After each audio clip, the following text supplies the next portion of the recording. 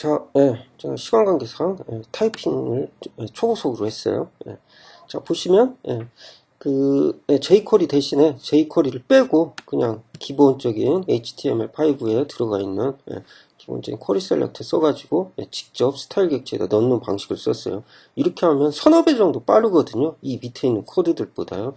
그래서 이제 어차피 주로 데스크톱에서 많이 써야 하는 툴은 별 상관없겠지만, 이게 이제 예를 들면 모바일 같은 그런 환경에서 이제 뭐 프리뷰 하면서 모바일에서도 직접 툴이 되면 더 좋잖아요. 미리 보기 같은 게 더 되면요. 그럴 때는 확실히 이렇게 하는 게 퍼포먼스가 더 좋아지죠. 가장 중요한 또 배터리를 적게 먹죠. 이런 방식으로 하는 게요. 그래서 보여드리기 위해서 주석처리를 하고 위에 다시 한번 써봤어요. 밑에 있는 이 주석처리 된 코드들하고 위에 코드는 100% 똑같은 코드들이죠. 이제 이걸 썼을 때보다 훨씬 이제 더 컴팩트하게 수행되는 거죠. 직접 자바스크립트 해석기로 넘어가기 때문에요. 별도의 중간 그런 라이브러리를 안 거치고요. 자, 그래서 이런 식으로 직접 이제 스크롤 위치를 매번 바꿔주는 식으로 해서 그 스크롤 박스가 같이 안 흔들리게, 안 움직이게 이렇게 처리를 해줬죠. 자, 그리고 자, 그럼 이제 드디어 여러분들 혹시 생각해 보셨나요? 그 이벤트가 막는 걸 제가 직접 하는 거. 가장 먼저 이제 그걸 먼저 생각을 해야죠. 터치 이벤트를 받아가지고 처리해 주면 되겠죠. 자, 그러면 보세요. 터치 이벤트를 한번 추가해서 한번 해보도록 하죠. 자, 이와 같이 번개같이 타이핑을 해서 터치 관련 이벤트 핸들러를 2개를 추가를 했어요. 자, 이게 프리브 X라는 것은 실제로 이제 드래그 기능을 구현을 할 건데요. 드래그 기능이라는 게 이제 터치를 해서 쭉 끌어야겠죠. 이게 뭐 예를 들면 이런 식이겠죠. 자, 이게 보시면 이렇게 처음에 터치를 딱 하고요. 그리고 쫙 이렇게 긋잖아요. 터치라는 게요. 그렇죠? 자, 그러면 시작점을 잡아야겠죠. 시작점 기준으로 몇 픽셀이나 이동할 것이냐 그걸 이제 판별을 해야겠죠. 그래서 뭐 예를 들면 3이면 3만큼 움직이고 1이면 1만큼 움직이고 그걸 해야겠죠. 처음에 이제 이게 딱 기준이 잡혀져야겠죠. 그러니까 터치 스타트 날 때 자, 이것을 한번 이제 정해주고 그 터치 무브 할 때마다 이거 기준으로 계속 빼주면 되겠죠. 그래서 그 관련 코드를 구현을 해보면요. 자, 맨 첫 번째는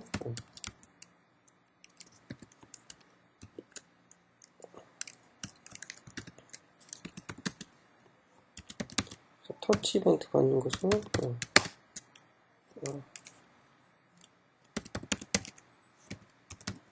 실제로 이게 보면 5개까지 받아줘요. HTML 규약이요. 그 지키는 핸드폰은 되게 이제 5터치를 이게 웹뷰는 터치를 몇 개 못 받는 거, 1개밖에 못 받는 거 아니냐 그렇게 하는 경우가 있는데 그게 옛날에는 그랬는데 요즘 최신 기종들은 다 5손가락 터치 다 받죠.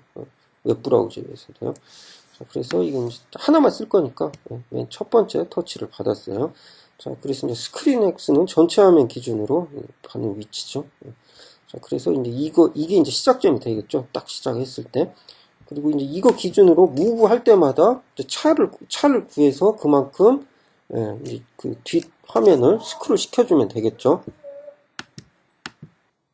자, 터치 무브 핸들러는 자, 제가 빠르게 타이핑을 했는데요. 또 자, 이와 같이 그 기본 구성을 하면 되겠죠. 자, 보시면 기본적으로 자, 이 부분은 이전 장에서 배웠던 것처럼 직접 트랜스폼 행렬을 얻어오는 거죠. 이미지 뷰에 지금 현재 위치를 얻어와서 자, 이 부분에서 현재 받아온 스크린 포지션을 빼면 아까 말했듯이 차이값이 구해지죠. 그 차이값만큼 이게 행렬 분해하는 부분이죠. 지금 현재는 Y축에 대해서는 안 하고요. X축에 대해서만 지금 한 거예요. 그러니까 좌우 스크롤만 되겠죠. 그러니까 X축 위치값을 빼줘요. 그리고 그걸 다시 트랜스폼에 다시 넣어주는 거죠. 자, 그러니까 이전 것은 그냥 스크롤 기능을 그냥 사용을 했는데 이거 같은 경우는 그 웹킷 트랜스폼을 이용해서 우리가 직접 스크롤을 만드는 거죠. 근데 이 모바일에서는요, 자체적인 스크롤을 쓰는 것보다 이 트랜스폼을 쓰는 게 훨씬 빨라요.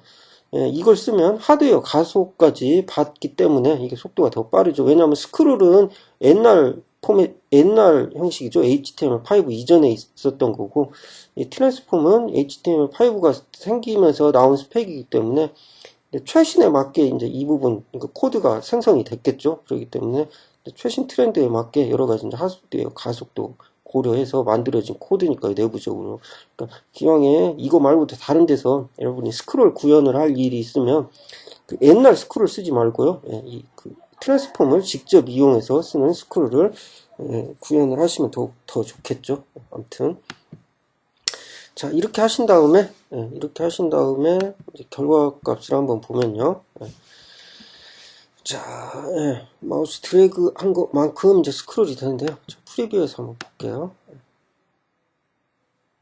자, 보시면 여기선 지금 먹히진 않죠. 그냥 스크롤은 되는데요.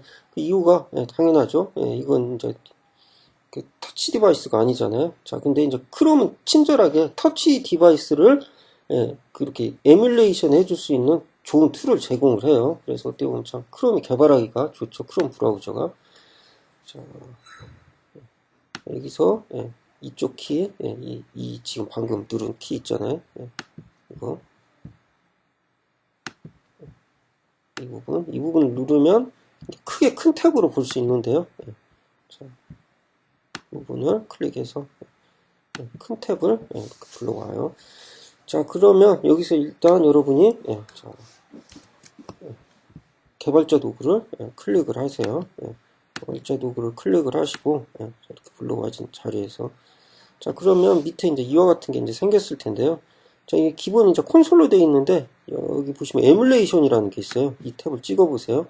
그리고 각 기종별로 이렇게 친절하게 다 있죠. 애플도 있고, 지금 좀 스크롤이 잘려서 안 보이는데 뭐 삼성폰까지 있어요. 밑에 보면. 자, 아이폰 4로 이렇게 하고 에뮬레이팅을 해요. 리프레시 한번 해주고요. 리프레시 됐죠? 좀 작네요. 좀 화면을 키워볼게요. 좀 내려서 필요 없는 거 같이 내려서. 자, 이렇게 하시면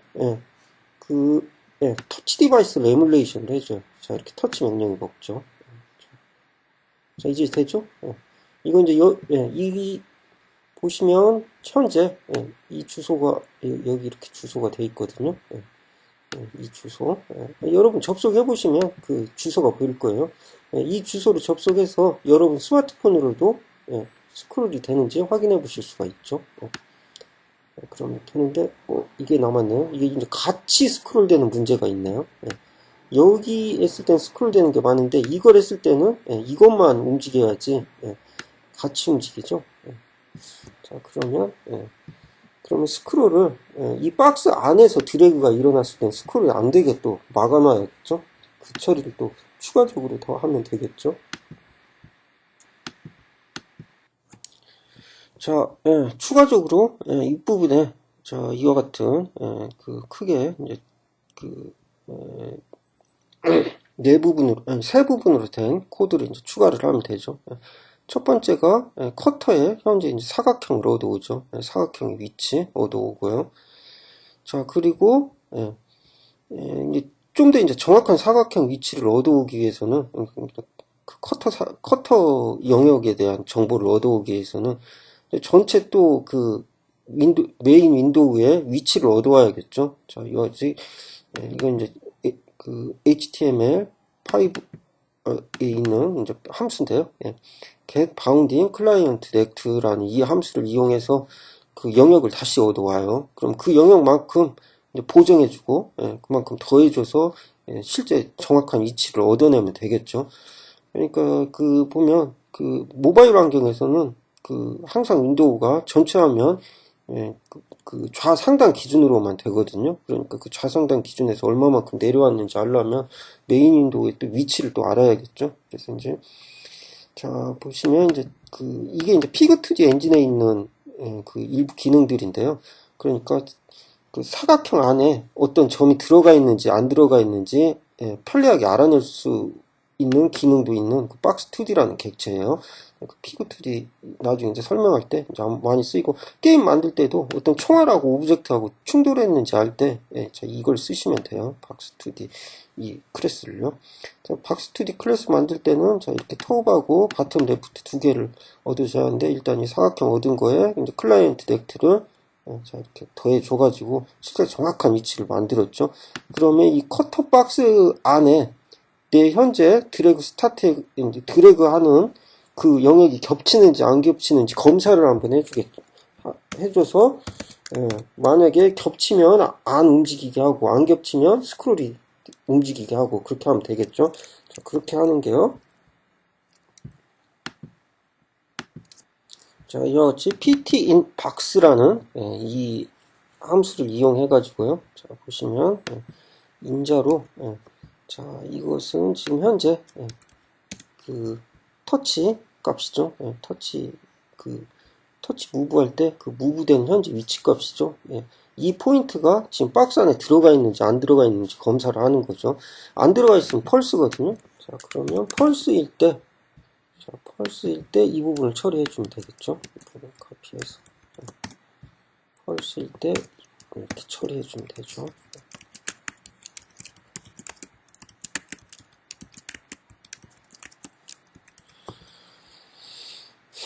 자, 펄스일 때 이 부분 이렇게 펄스일 때 이 부분 이렇게 처리를 해주면 되겠죠. 이렇게 처리를 해주면 되네요. 자, 그럼 겹치지 않을 땐 스크롤이 되고, 겹치면 스크롤이 막아지게 되겠죠. 자, 그래서 실제로 다시 제로딩에서 보시면 스크롤이 되죠. 움직이지 않죠. 밖에서 움직이고 움직이지 않죠. 영역을 키울 때는 영역을 키울 때 약간 더 보정을 해줘야겠네요. 이렇게 밖에서 터치를 하면 움직이네요. 안에서 이렇게 하면 움직이지 않는데, 이 부분은 여러분이 또 한번 제가 숙제를 내보도록 하죠. 검사는 언제 하냐고요? 글쎄요, 이제 기회가 있으면 또 뭐 만날 날이 또 있겠죠. 그때 검사하죠. 우리가 꼭 정해놓고 만나고 헤어지나요? 하긴 때가 되면 또 만나고 때가 되면 또 헤어지는 거니까요.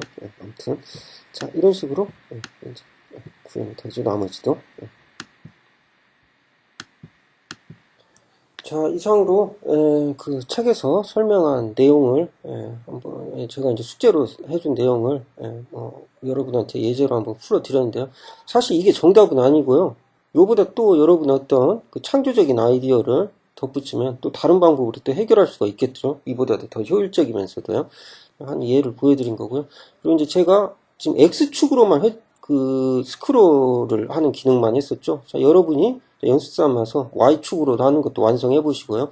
현재 보시면, 실제로 보면, 책에 보면, 마지막에 이제 보면, 실제로 영역을 띄워가지고 그 편집 사각형을 편집된 그 사각형에 있는 영역을 띄워와서 이미지를 밑에다 이제 까는 부분까지 구현이 되어 있는데요. 저는 이제 그 부분 바로 전 단계까지 지금 했어요.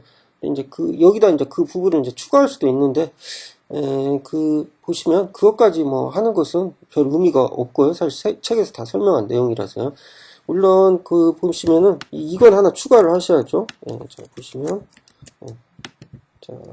보시면, 이 위에다가, 이쯤에다가, 이건 하나 더 추가를 하셔야겠죠. 스크롤 포지션 해가지고, 매 스크롤 포지션이 변하잖아요. 이렇게 스크롤 할 때마다요. 자, 그러면 이 부분에 이걸 다시, 예제를 보고 맞춰서 넣으시면 될 거예요. 그래가지고 기존에 있는 예제하고 이거하고 다시 합쳐서 유무선 모든 환경에서 다 이렇게 편집 가능한 툴을 한번 완성해 보는 것도 여러분 실력 향상에 도움이 되는 방법이 되겠죠. 그러면 또 다음 시간에 보도록 하죠.